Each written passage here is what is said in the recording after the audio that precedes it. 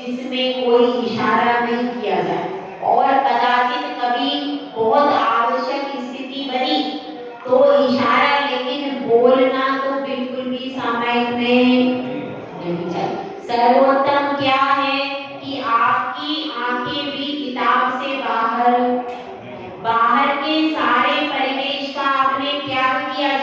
वंदना करके।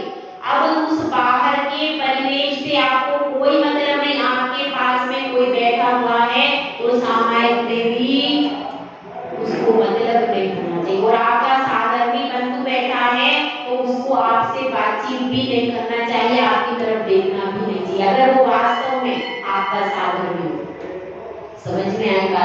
सामायिक में बिल्कुल दो व्यक्ति सामायिक कर रहे हो तो दोनों का मौन होना चाहिए। ऐसा नहीं हो कि एक व्यक्ति सामायिक के लिए बैठा और दूसरा बोल रहा, तो क्या होगा? आपका विकल्प टूटेगा नहीं टूटेगा। इसलिए दो व्यक्ति यदि साथ में सामायिक के लिए बैठे हैं तो दोनों का मौन का नियम होना चाहिए और कुछ दूरी होना चाहिए, कम से कम एक हाथ की दूरी जरूर होना चाहिए। और आपस और सामने नहीं बैठना, सामने जो भी बैठा है तो मौन से ही बैठो ताकि आपके परिणाम में विचलन। अब आप सामायिक में बैठे थे, इतने में एक महिला आई और उसने बोल दिया, वो जो दूसरी बहन जी है ना, वो बहन जी उन्होंने आपके लिए यह बोला है, क्या हो गया? वो ऐसा कह रही थी संगीता जी ऐसे करती हैं, क्या हो गया? वो बोल के चली, अच्छा मैं अब जा रही हूँ, मेरा टाइम हो गया। क्या होगा? अब आपकी सामायिक में आप सोचोगे उसने मुझे ऐसा क्यों बोला, क्या बात हो गई, इसलिए बोल दिया, मैं तो उसका अच्छा करती हूँ, वो तो मेरी इतने सालों से दोस्ती है, उसने क्यों, उसने बोला है नहीं बोला ये भी अभी अता पता नहीं, लेकिन उतनी सी चिंगारी से क्या होगा? पूरे परिणाम खराब। इसीलिए सामायिक में बैठो तो दूसरा बोलने वाला नहीं चाहिए, जिसको करना है एक हाथ दूर बैठे और सामायिक करे, मौन से करे, तो आपकी भी सामायिक हो जाए और दूसरे की भी। क्योंकि देखो श्रावक जब सामायिक करता है तो उस समय उसके त्याग वगैरह मुनि के तुल्य हो जाते। क्यों? इसलिए हो जाते हैं कि मुनि भी इसी प्रकार से चतुर्दिक वंदना करके सब प्रकार के आरंभ परिग्रह का त्याग करके फिर सामायिक के लिए बैठता है। तो श्रावक को भी उसका अभ्यास करने का एक ही मौका मिलता है जिंदगी में, क्या? इसके अलावा और कोई मौका आपको सिमिलैरिटी का मिलता नहीं, देख लो आप, नहीं मिल सकता। तो आपके पास बहुत कम समय है और आप चाहो तो सामायिक इतनी विशुद्धता से करो कि दिन भर के पापों की निर्जरा करो। ऐसा ऑप्शन श्रावक के पास है। ये बात अलग है कि वापिस जाकर के वो सब पाप फिर से करेगा, लेकिन कम से कम सामायिक इतनी एकाग्रता से करो कि आपके सब पाप दिन भर जो किए वो प्रक्षालित हो जाए। ऐसा आप कर सकते, पर कब? जब वास्तविक विधि जो यहाँ पर बताई, यहाँ पर बहुत बढ़िया विधि बताई, जो विधि बताई है जब उस विधि से सामायिक करोगे तब वह कार्य होगा। देखिए एक छोटी सी कथा आती है। एक गुरुजी थे और एक शिष्य था उनका। अब शिष्य गुरुजी के पास आया, वह कहता है कि गुरुजी बहुत साधना हो गई, आपके साथ रहते रहते बहुत समय हो गया मुझे, मैं सबसे पुराना शिष्य, मैं सबसे बड़ा शिष्य, मैं सबसे पहले आपके पास में आया और आपने आज तक मुझे कुछ दिया नहीं। दूसरे आते हैं कितने और झोली भर भर के सब ज्ञान ले जाते हैं, आप अपने ज्ञान से सबकी झोली भर देते हो और लेकिन मैं जीता रह गया, तो मुझे कुछ अब आपको देना पड़ेगा। अब मैं आपसे लेकर रहूंगा, आप मुझे कुछ दो। अब झूठ नहीं, परेशान होने का बड़ी आफत है। अब जिसकी जैसी पात्रता थी वह वहां ले लेकर चला गया। अब मैं क्या करूं? यदि इसकी पात्रता में खोट है तो मैं क्या करूं? तो अब उन्होंने कहा भैया अब देना तो पड़ेगा, नहीं तो ये पीछे पड़ गया और नहीं देंगे तो ये माहौल को दूषित करेगा, इसलिए इसको दे दो। तो उन्होंने कहा ठीक है भाई, मैं तुमको एक चीज देता। तो उन्होंने ऐसा किया, एक दर्पण लाकर उसको दे दिया। अब वह बहुत देर तक दर्पण लेकर के इधर उधर घुमा फिर आ गया। तो गुरुदेव ने कहा क्या कर रहे थे?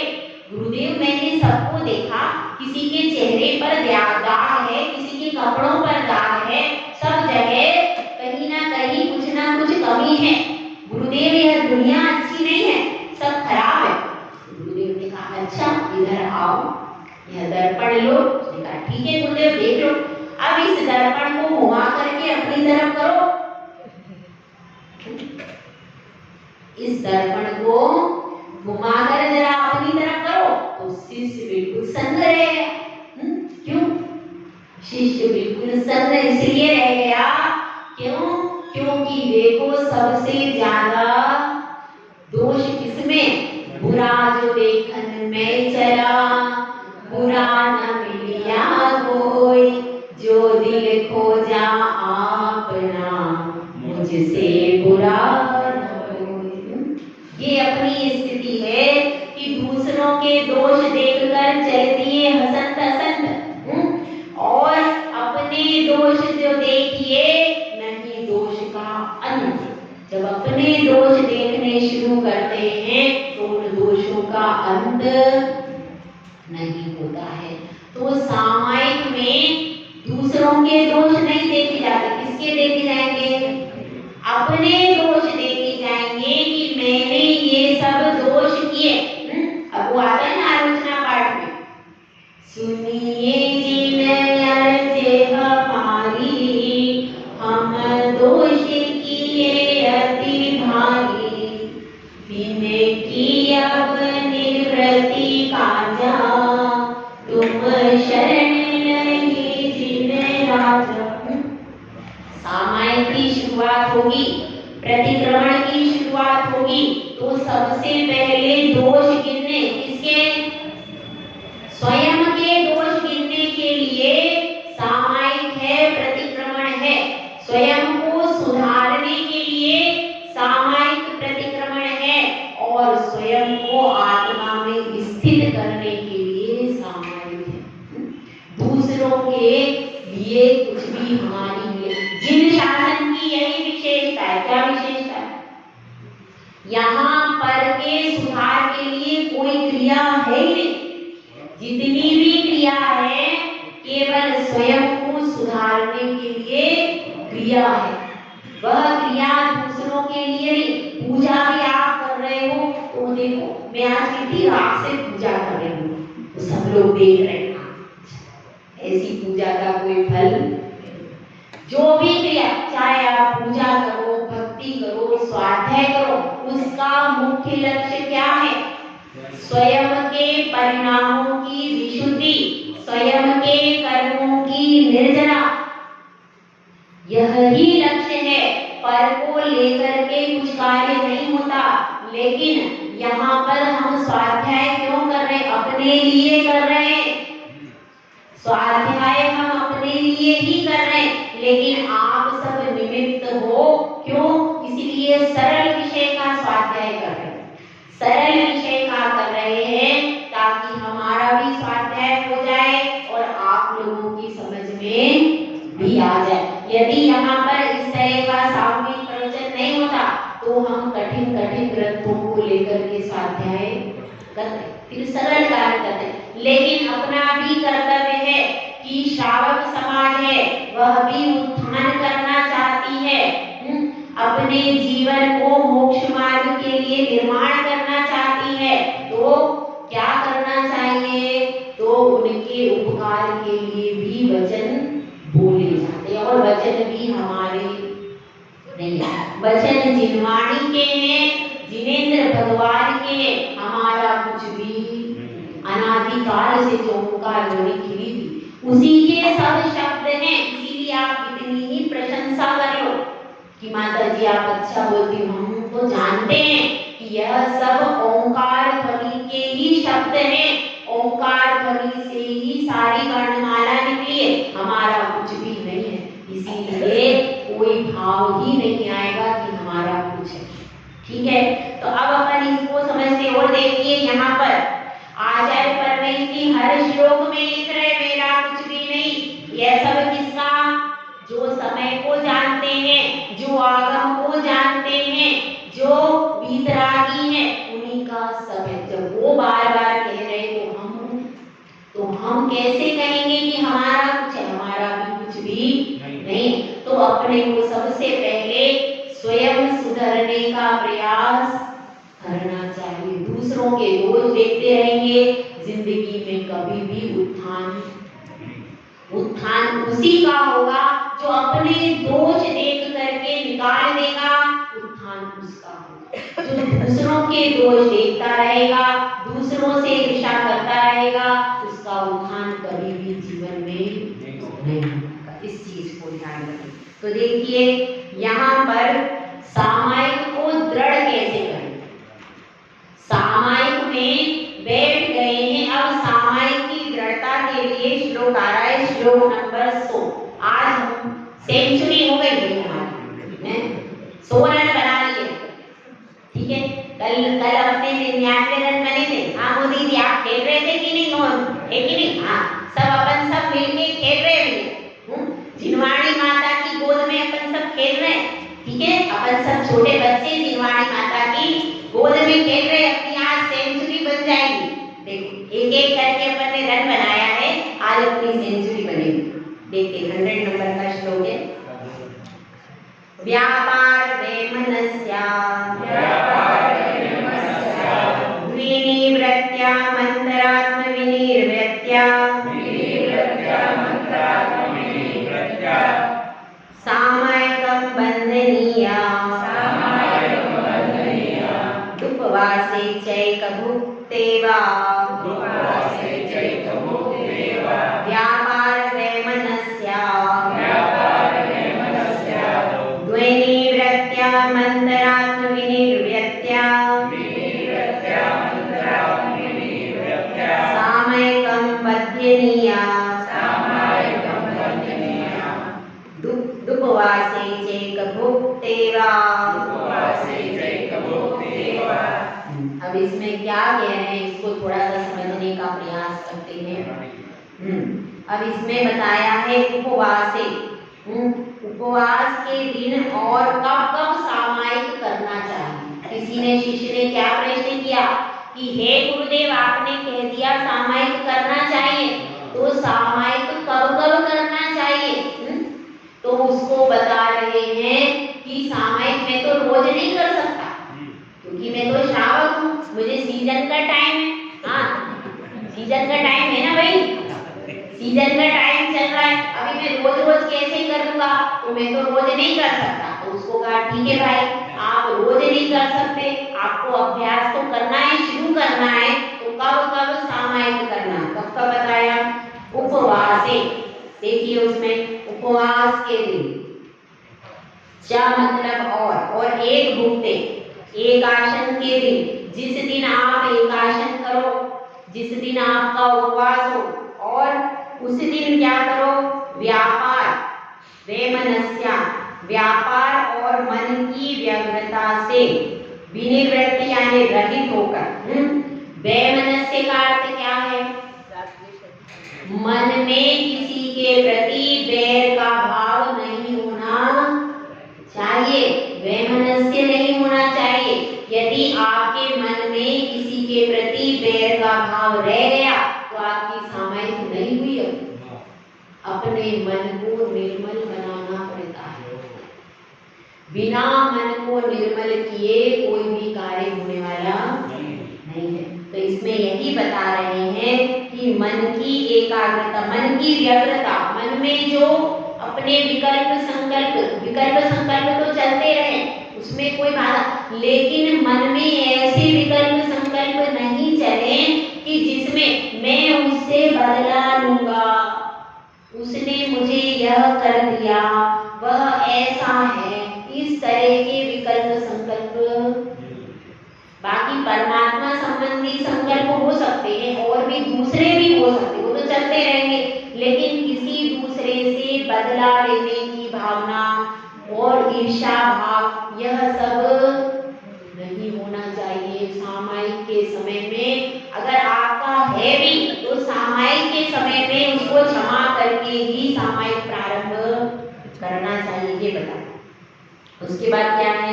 इन सब से रहित होना चाहिए। व्यापार मतलब जो जो भी हमारी मन वचन काय की प्रवृत्ति अशुभ चल रही है, ऐसा नहीं हो सामायिक करने बैठे और कुकर चढ़ा दिया है। अब क्या हुआ, 48 मिनट में सब्जी का हलवा बन गया। अब क्या होगा, घर में भी सब चिल्ला रहे हैं ऐसी सामायिक करी, कल से सामायिक नहीं करेंगे, ऐसा नहीं करना। अपने को समझना है जब सारे काम अपने समाप्त हो जाए उसके बाद शांति से बैठ करके सामायिक, ऐसी सामायिक भी नहीं करना। अब भोजन सुबह से नहीं बनाया और फिर भोजन का समय आया, अब तो मैं सामायिक करूंगी, भोजन बाद में बनेगा, सब बेचारे भूखे बैठे, बच्चे भूखे रो रहे और आप सामायिक कर रहे, ऐसी सामायिक भी नहीं करना। परिवार वालों को आकुलता नहीं होना चाहिए ऐसी सामायिक करना, ठीक है। तो अब इसमें बतलाया जा रहा है कब कब करना जरूरी है सामायिक। जब आपका व्रत है, कोई नमोकार मंत्र का व्रत करता है, पंचमेरु आदि का है, और भी जो भी व्रत है, 10 लक्षण में तो करना ही चाहिए, 10 लक्षण में तो कंपलसरी है। इसके अलावा और भी कोई नमोकार मंत्र का उपवास करता है, कोई जिनकुल संपत्ति का करता है, कोई रोहिणी का व्रत करता है, ऐसे जितने भी व्रत आदि होते हैं तो उन व्रतों में अपने को सामायिक करना जरूरी है। यदि व्रत कर लिया और दिन भर घर धो रहे तो वो उपवास भी नहीं है और उसमें सही क्रिया भी नहीं। जिस दिन आपका उपवास एकादश है उस दिन सामायिक कितने समय, कम से कम 2 बार तो करना ही चाहिए, और सर्वोत्तम क्या है 3 बार सामायिक करना चाहिए। जिस दिन आपका उपवास हो, एकादश हो, हम तो क्या करते हैं, एक बार जाप कर ली हो गई सामायिक, नहीं, कम से कम आधे घंटे की 2 बार सामायिक करना चाहिए जिस दिन व्रत उपवास कम से। हाँ, दुकान बंद करने का नहीं कह रहे मोदी गड़बड़ कर दोगे, ऐसा नहीं करना, दुकान बंद करना जरूरी नहीं है। आप जब सामायिक का काल आए उस समय पर अपने को शांत भाव से बैठकर सामायिक करना चाहिए। दुकान कम समय के लिए खोलो, ठीक है। देखो सुबह क्या काम है आपको, सुबह तो कोई 6 बजे से 5 बजे से 4 बजे से कोई दुकान खुलती है क्या? सुबह 5 बजे उठ के सामायिक कर सकते हो कि नहीं? कर सकते हो। 5 से 6 में कर लो, सुबह 4 बजे उठ के कर लो, उसमें क्या बात है, कोई बात है? सुबह 4 बजे तो किसी की दुकान खुलती नहीं है, आपने पता बोलो खुलती है क्या? सुबह 4 बजे, सुबह 4-5 बजे उठ के कर सकते हैं सुबह की, और शाम को आप मंदिर में आके यहाँ कर सकते हो, 2 टाइम की तो आराम से कर सकते हो, उसमें तो कोई बाधा है ही नहीं। दोपहर की चलो, दोपहर को भी है तो अपन दुकान पे बैठे, यदि कोई ग्राहक नहीं है तो अपन बैठकर माला फेर लो। दुकान तो रोज बंद नहीं हो सकती, मुझे भी पता, लेकिन सुबह और शाम में आराम से कर सकते हो। अब 7-8 बजे दुकान बंद हो गई तो उसके बाद आप 8 से 9 कर लो, सामायिक कर सकते हो कि नहीं? जिस दिन उपवास है, जिस दिन एकादश है, जिस दिन आपने कोई व्रत लिया है तो उस दिन क्या करना चाहिए, 2 बार सामायिक कम से कम आधे घंटे की तो करना है। अगर अपन नहीं करते और घर के ही काम में, भोजन बनाने में, धोने में, पिरोने में रह जाएंगे तो उपवास का फल मिलेगा नहीं मिलेगा। इसलिए यहाँ पर बता रहे हैं कि उपवास के दिन और एकादश के दिन क्या करना है, हर प्रकार के बाहर के उपयोग से मन को हटाकर और अंतरंग के विकल्पों को छोड़कर, अंतरंग मन में भी गृहस्थी के विकल्प नहीं रहे, आरंभ परिग्रह के विकल्प नहीं रहे, उन सब विकल्पों का त्याग करके क्या करते हैं, सामायिक को बढ़ावे, उस सामायिक को बढ़ाना चाहिए। मतलब सामायिक जितनी हम कर रहे हैं प्रतिपल बढ़ाओ। जैसे आपने एक उपवास एकादश किया, उसमें 10-15 मिनट की थी, तो अब उसको बढ़ाकर 20 मिनट करो। 30 मिनट का अभ्यास जिनका हो गया तो अब 48 मिनट की करो। ऐसे ही उसके काल को बढ़ाओ, लेकिन केवल काल को नहीं बढ़ाना, क्वांटिटी भी होना चाहिए, क्वालिटी भी होना चाहिए। नहीं तो आप केवल क्वांटिटी बढ़ा रहे, अब क्या इतनी देर हो गई, अब घर पे जाना है, भूख लग गई, 48 मिनट किया है तो 48 मिनट में भी विकल्प छोड़ना, ऐसा नहीं हो जितनी देर आप निराकुल भी रहना है और समय भी बढ़ाना है, और बढ़ाते बढ़ाते उत्कृष्ट कितना 48 मिनट तक करना है। जब वह उत्कृष्ट हो जाएगा तब फिर धीरे धीरे, क्योंकि 48 मिनट ही समय क्यों रखते हैं बताओ? क्योंकि वैज्ञानिकों का भी कथन है 48 मिनट से ज्यादा हमारा मन एक जगह पर एकाग्र नहीं हो पाता। नींद भी हमारी होती है एक अंतर्मुहूर्त की, एक अंतर्मुहूर्त के बाद नियम से हमारी नींद में परिवर्तन हो जाता है और उसके बाद दोबारा नींद होती है, लेकिन वह नींद गहरी होती है। तो हमको पता 48 मिनट का टाइम जो है वह मैक्सिमम लिमिट है, किसी भी चीज में गहराई से उतर सकते हैं, उसके बाद नियम से परिवर्तन हो जाता है, इसीलिए 48 मिनट का टाइम रखा गया। ठीक है, तो अब इसमें अपन थोड़ा सा समझ लें कि 6 प्रकार की सामायिक कही गई। कौन कौन सी है? पहली है नाम सामायिक। इसको आप समझ सकते हैं। नाम सामायिक का अर्थ क्या है? नाम सामायिक का मतलब है जिसका केवल नाम से सामायिक कही जाती है, जिसका अर्थ क्या है? समता। सिर्फ नाम से, नाम को क्या कहा जाएगा? सामायिक। जैसे कि महावीर क्या है? केवल नाम है, किसी का नाम रख देते, ऐसे ही सामायिक केवल नाम है उसका। उसके बाद क्या है? दूसरी है स्थापना सामायिक। स्थापना सामायिक का अर्थ यह है कि हम अपने मन में पंच परमेष्टि की स्थापना करें, अथवा मंदिर में स्थापना है, फिर अपने मन में भी कि हे प्रभु, वो आता है श्लोक, मुनीश लीना कीर्ता स्थिरो निशाता विबिंबिता पादौ त्वदीयो मम तिष्ठताम सदा तमो धुनानो हृदयदीपका। बहुत इंपॉर्टेंट श्लोक। उसमें बताया है कि भगवान की स्थापना हृदय में करो, उनके चरण कमल अपने हृदय में विराजमान करो। उस श्लोक में स्थापना सामायिक की गई है, मतलब और भगवान की प्रतिमा अपने हृदय में उकेरो। अब ओम बना करके मैंने बताया था, जब मैंने 10 लक्षण में ध्यान करवाया था, बताया था कि नहीं कि ओम शब्द को हृदय पर लिखो। तो वह सब क्या है? भगवान के बीजाक्षरों की, भगवान की मूर्ति की, भगवान के चरणों को हृदय में बसाने की जो वृत्ति है वह कौन सी है? स्थापना सामायिक, जिसमें पंच परमेष्टि के चरणों को, उनकी मूर्ति को, उनके बीजाक्षरों को स्थापना की जाती है हृदय में और फिर सामायिक की जाती है। तो वह ध्यान रूप जो सामायिक है वह कौन सी सामायिक है?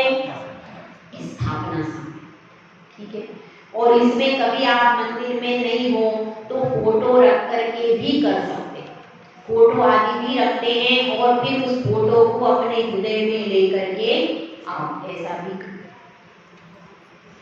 ठीक है, उसके बाद क्या है? नाम स्थापना द्रव्य सामायिक। द्रव्य सामायिक कैसी होती है? द्रव्य सामायिक का अर्थ है आपके पास द्रव्य क्या क्या है? आपकी पुस्तक क्या है? आपके पास आपकी पुस्तक, ये क्या है? यह सामायिक के योग्य द्रव्य। आपकी माला सामायिक के योग्य, और आप भोजन की थाली लेके बैठ जाओ तो क्या हो जाए? वो सब अयोग्य, सामायिक के अयोग्य द्रव्य, उसमें मन अपना विषयों में चला जाएगा। इसलिए सामायिक के योग्य क्या है? आपके वस्त्र कैसे हो? आपके वस्त्र व्यवस्थित होना चाहिए। ज्यादा चमकदार वस्त्र, फिसलने वाले वस्त्र पहनकर सामायिक नहीं होती। सिंपल सबसे अच्छा क्या है? सूती वस्त्र पहन करके सामायिक करो, तो वस्त्र बार बार फिसलेंगे नहीं। और ऐसे वस्त्र होना चाहिए कि जिनको पहनने के बाद हमें न ज्यादा गर्मी लगे न ठंड लगे। बहुत मोटे वस्त्र पहन लिए, भारी साड़ी पहन के सामायिक कर रहे तो क्या होगा? वह भारी साड़ी के कारण बार बार गर्मी लग रही, आकुलता हो रही है, तो ऐसी साड़ी, ऐसे वस्त्र पहनकर सामायिक। बिल्कुल सिंपल वस्त्र हो और सादे वस्त्र पहन करके सामायिक करना चाहिए। जो वस्त्र फिसल रहे हैं और भारी वस्त्र है उनको पहनकर सामयिक नहीं करते। हल्के वस्त्र हो और उनके वस्त्र बहुत ज्यादा टाइट नहीं हो, बहुत ज्यादा टाइट जीन्स आदि पहनकर सामयिक नहीं हो सकती। हल्के वस्त्रों का बंधन बहुत टाइट नहीं होना चाहिए। बहुत ज्यादा यदि आपने टाइट गांठ बांध ली है वस्त्रों की तो क्या होगा, तो आपको आकुलता हो जाएगी और आप सामयिक, गांठ हल्की हो उससे पूरे शरीर में कोई दबाव नहीं होना चाहिए। जो भी वस्त्र आपने पहने हैं उन वस्त्रों से शरीर के किसी भी अंग पर विशेष दबाव नहीं पड़ना चाहिए, बिल्कुल सहज होना चाहिए, एकदम आराम से, एकदम सहज। क्योंकि बहुत ज्यादा दबाव पड़ने से आपका मन चंचल हो जाए।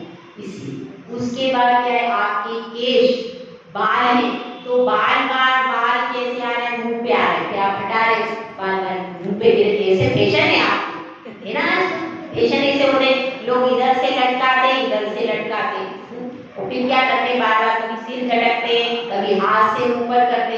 तो ऐसे केश आपके हो तो व्यवस्थित बंधे हुए हो। यदि केश बार बार खुले बाल होंगे तो क्या, कभी आगे से गिरेंगे कभी पीछे से गिरेंगे, क्या होगा, फिर बालों को बार बार ऊपर नीचे करते रहो। तो केश आपके व्यवस्थित बंधे होना चाहिए, बार बार इधर उधर से गिरना नहीं चाहिए। उसके बाद क्या है, उसके बाद देखिए आपका शरीर भी उस समय स्वस्थ होना चाहिए। यदि आपको कोई बाधा उत्पन्न हो रही है, शुद्धि की बाधा है, तो पहले ही आप जाकर के निवृत्त हो जाओ, नहीं तो आप क्या होगा, फिर सामयिक में परिणाम चलाएगा। यदि आपका भूख लग रही है, बहुत तेज प्यास लग रही है और फिर आप सामयिक के लिए बैठे हो तो क्या होगा, आपका मन, इसलिए पहले ही आपका भोजन आदि करके, जब आप थोड़ा भोजन करना है, कुछ भी करके आप पहले अपनी भूख को शांत करो। ज्यादा भूख लगेगी तो भी सामयिक नहीं हो पाएगी।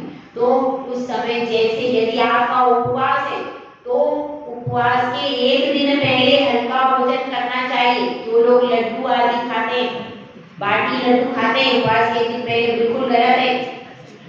उपवास के एक दिन पहले पर्याप्त मात्रा में पेय पदार्थ पीना चाहिए और बहुत हल्का भोजन करना चाहिए। उससे क्या होता है, आपके शरीर में पानी की मात्रा पर्याप्त रहती है और दूसरे दिन बिल्कुल आकुलता।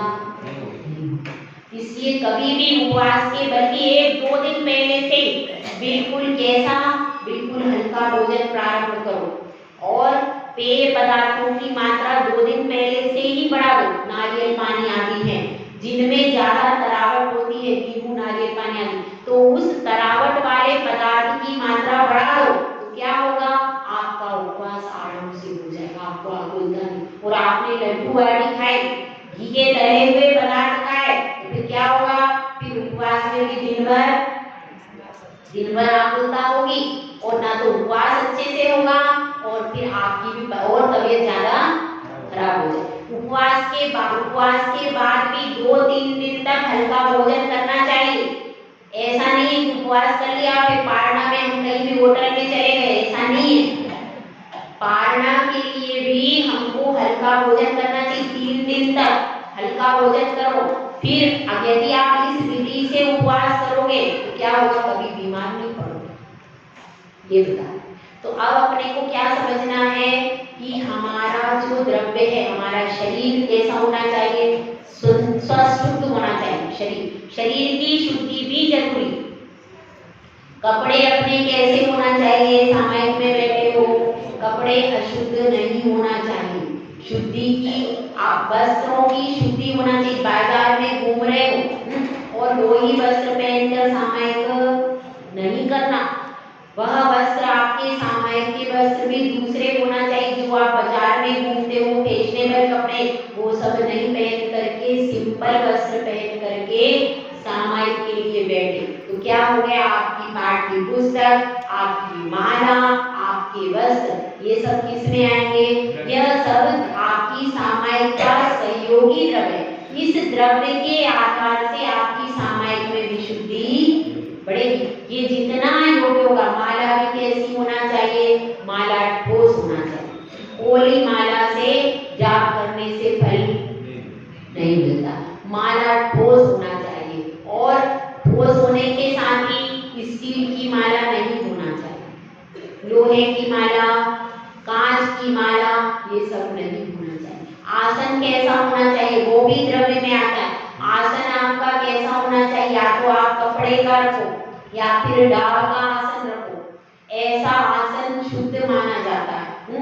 तो उस आसन पर बैठ करके और फिर एकाग्रता से, ये तो द्रव्य विरुद्ध भी हो, अगर किसी ने, और एक होती है भाव समय, समझ में कितनी हो गई, नाम, स्थापना, द्रव्य और भाव।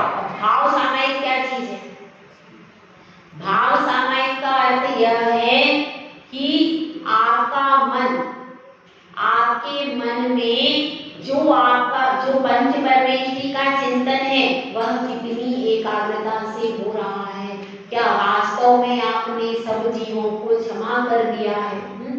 तो ऐसी प्रवृत्ति, अपना मन एकदम विशुद्ध होना चाहिए, मन में किसी भी प्रकार का विकार नहीं होना चाहिए। यदि आपकी द्रव्य ज्यादा अच्छी नहीं है, आपके पास सामग्री बहुत उत्कृष्ट नहीं है, जाप माला जाप आपकी बहुत बढ़िया क्वालिटी की नहीं है, फिर भी आपके भाव बहुत अच्छे हैं, तो द्रव्य में कुछ कमी भी होगी तो भी आपकी भाव शुद्धि के कारण आपको फल ज्यादा मिलेगा।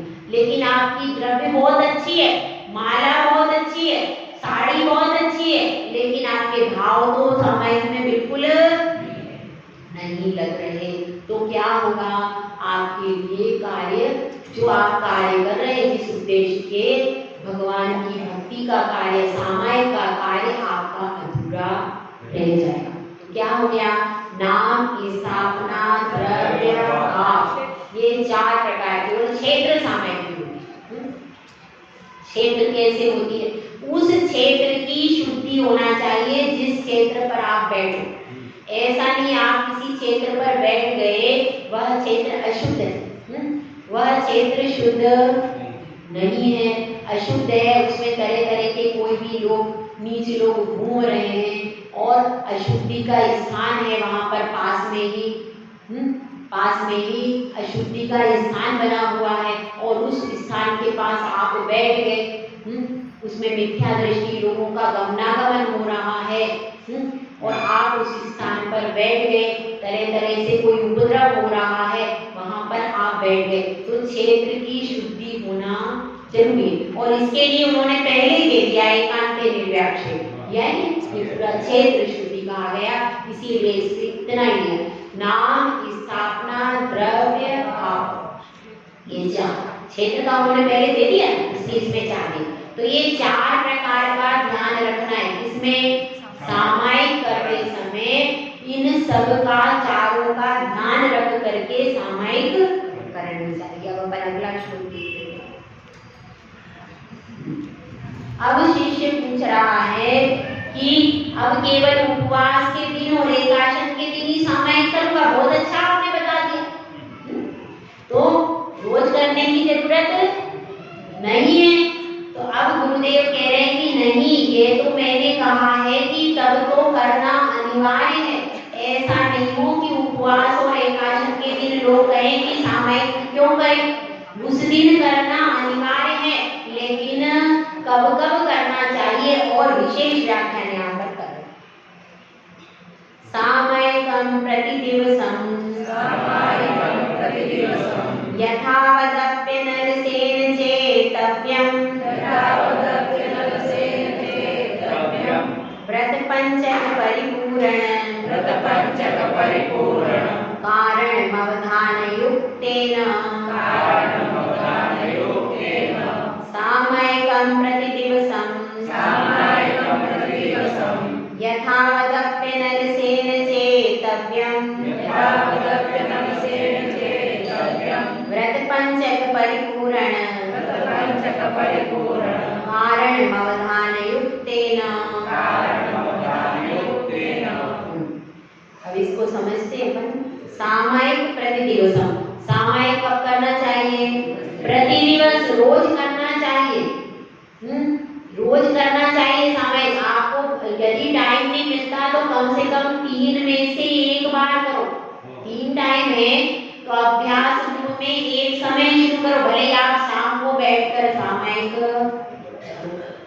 शाम को एक टाइम करो, लेकिन एक समय तो करना ही चाहिए। तो रोज सामयिक करना चाहिए। और कैसे करना चाहिए?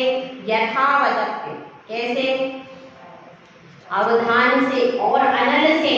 अनल से मतलब आलस से रहित होकर। ऐसा नहीं हो सामयिक के लिए बैठ गए और ऊँग रहे, ऊँगते ऊँगते सामयिक हो रही, क्या होगा उससे?